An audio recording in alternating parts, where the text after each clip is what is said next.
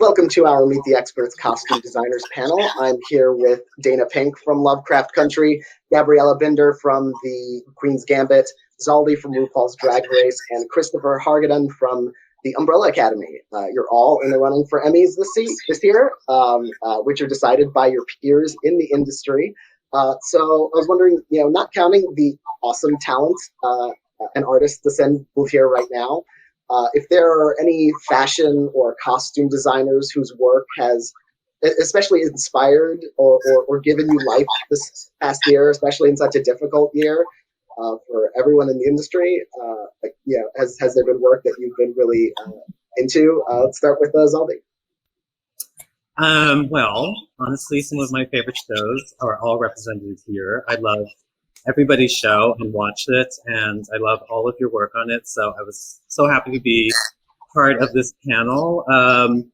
But there's been so much great television, great costuming, from like Nurse Ratched to Hollywood. There's just been endless, beautiful costuming going on, and I don't know. I've just enjoyed.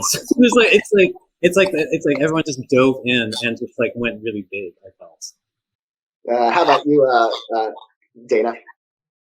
Well, I was just sitting here thinking about you, Zaldy, which is you're exactly when you think about a costume designer, like listening to you talk is amazing because you're talking about, the fabrics and the stretch and the ombre and the Swarovski. It's like a dream, and watching what you did is amazing, but also listening to you talk about it is so much fun. Like, I don't, if you weren't a costume designer, after listening to you speak, you would definitely want to do that. Oh my God. I'm literally getting goosebumps right now. Thank you. How about you, Gabriele? Yeah, I enjoy so much, and I'm so happy to be part of this group because I saw all your shows and I thought, oh wow, that's so different. That's such a own world. That's something that I never could do, and that's absolutely different imaginations, different universes. So I think it's wonderful that you bring all of us together. And I feel myself that I just worked in my certain logics that other people find creative. And I wonder if it's the same for you. Because what I do, I never find especially creative. I always think, it's logical. I go for this, for that. And I would like to know if you have the same feeling, or if you have this creative feeling, what other people say about you, about yourself. You understand what I mean? That's a very interesting question. I've actually had that a lot just on this season that I'm working on, because my office is sort of not really, is a Zoa bomb went off, and people walk in and say, "Oh, creative," and every day I walk in here and feel like I have to start folding or do something, and somehow never get around to it. But I think that when you actually are creative, as you all clearly are, and beautiful work, you're kind of born with it, and you carry it through your life, and it is kind of an honor for other people to recognize it. Especially nowadays, I find that people are recognizing it more. People are appreciating costume more and more. For instance, when I started 30 years ago, I used to have to fight. I did one children's book reenactment in a television series. It was a special thing. But I had to fight for it not to be done contemporary. The books are written in the 50s, and I had to show boards of what the 50s could look like, because people thought that the 50s looked old and stale. And I was trying to explain that if it's done properly with a modern eye, it'll look exciting, and I've been so happy to see that evolve. But anyway, I feel like I'm running off track. But thank you, Gabriele. All of you, I was interested in listening to all those things that you were saying. It's really cool to have a chance to get together like this, and just hear other people's perspective, and there's so much in our little bubble doing our own thing, and chances to really combine appreciate being here. Thank you. And I don't know if everybody saw, was it Small Acts or Little Acts? Small Acts.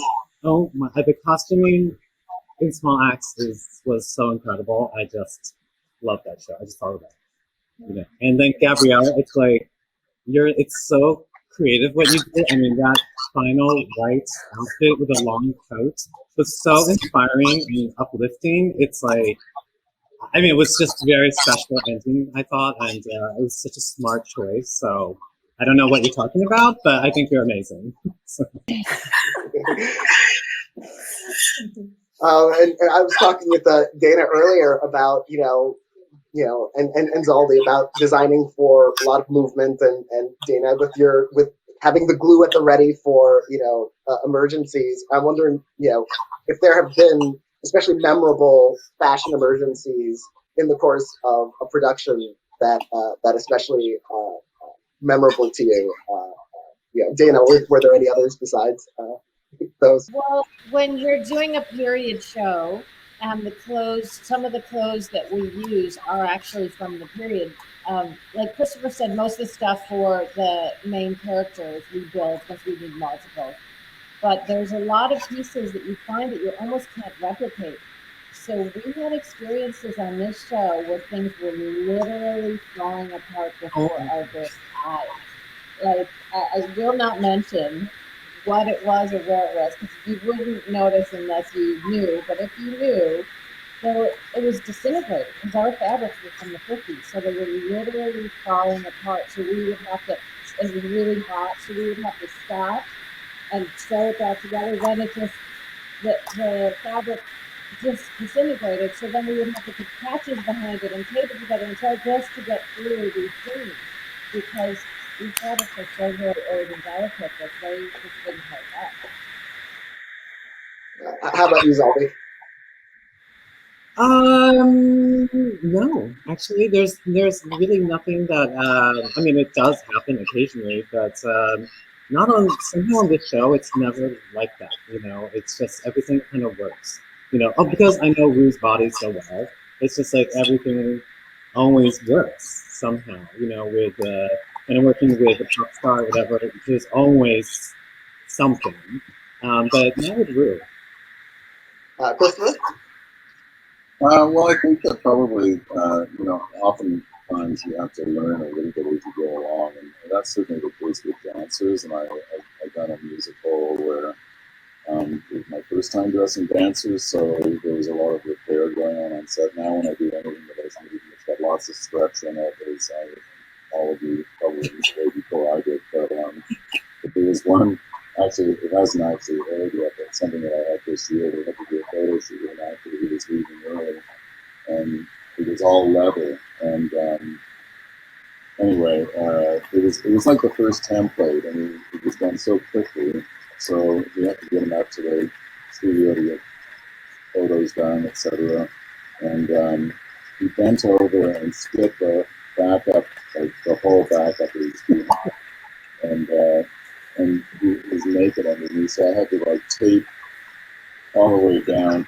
Luckily, it wasn't the camera, and that experience made me put a lot more sketch into all the other ones because I had to make a bunch of them.